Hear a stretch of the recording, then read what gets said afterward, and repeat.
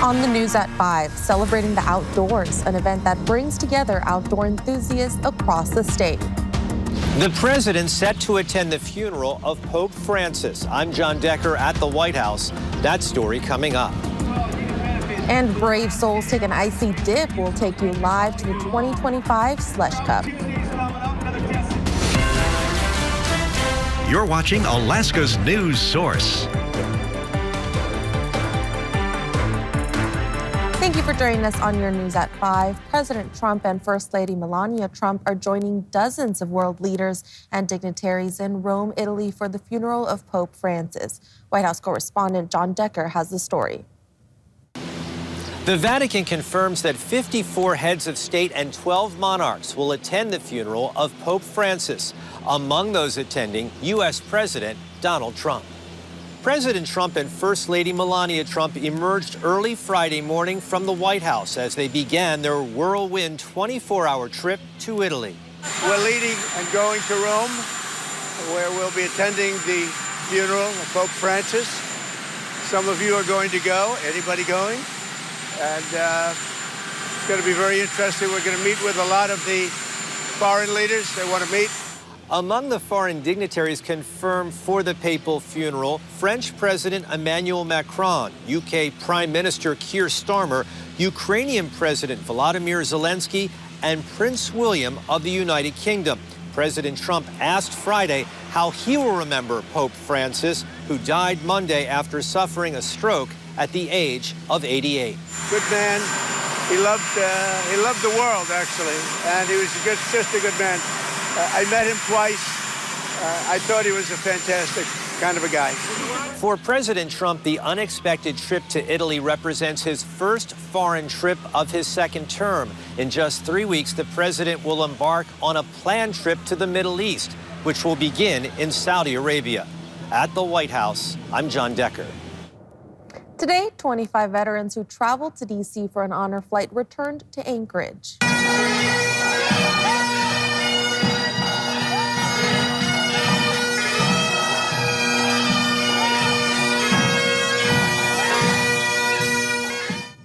The event had live music, including a band and bagpipes. To celebrate the occasion, Airport Fire and Police performed a water cannon salute over the runway.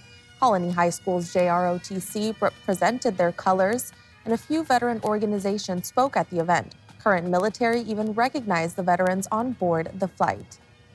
And covering the interior, the Fairbanks Outdoor Show took place this weekend at the Carlson Center. Kirk Chavez was there and has more.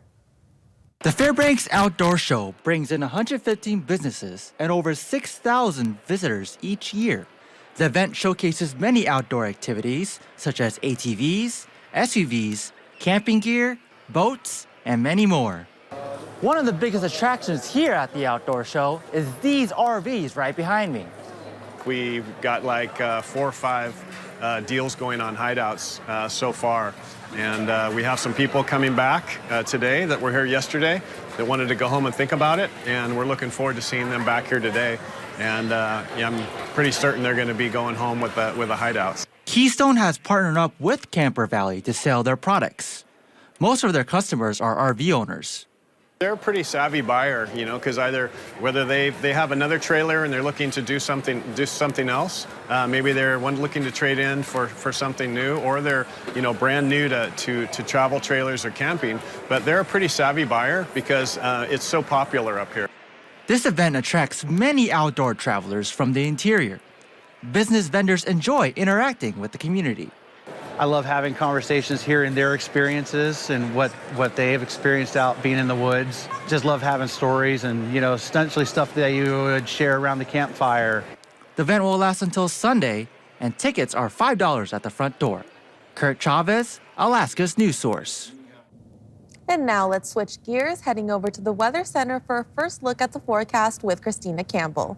And Adelma, it's almost that time of year. In fact, this is the last weekend in April, and then our temperatures will start warming for those campers and outdoor summertime adventures. Right now, most of the active weather in the southwestern part of the state and the south central area from Bethel all the way inward to Antioch and down to the Bristol Bay region, King Salmon, Dillingham, and of course across the south central region where Prince William Sound has seen the brunt of light precipitation, not heavy. We're seeing the downsloping in the Anchorage area, although some parts of the valley are seeing some light showers and then light mixed showers at the higher elevations. But temperatures are pretty mild into the upper 40s and lower 50s in the interior. Boy, it just doesn't get any nicer than this time of year. Fairbanks at 57 degrees, and this is the time of year where the interior will start warming a lot sooner. A few gusty winds for the south central region, including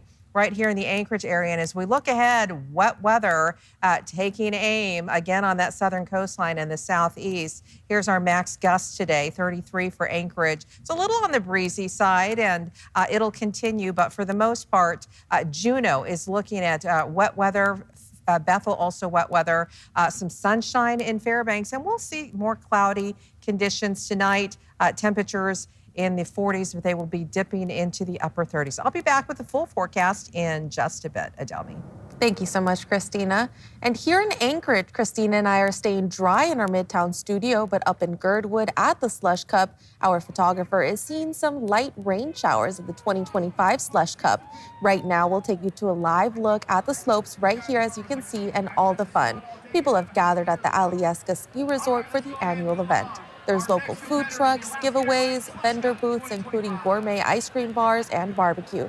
We'll come back for another look at the Slush Cup toward the end of the show. And still to come on the news at 5, today is the day to take your unused prescriptions to the DEA.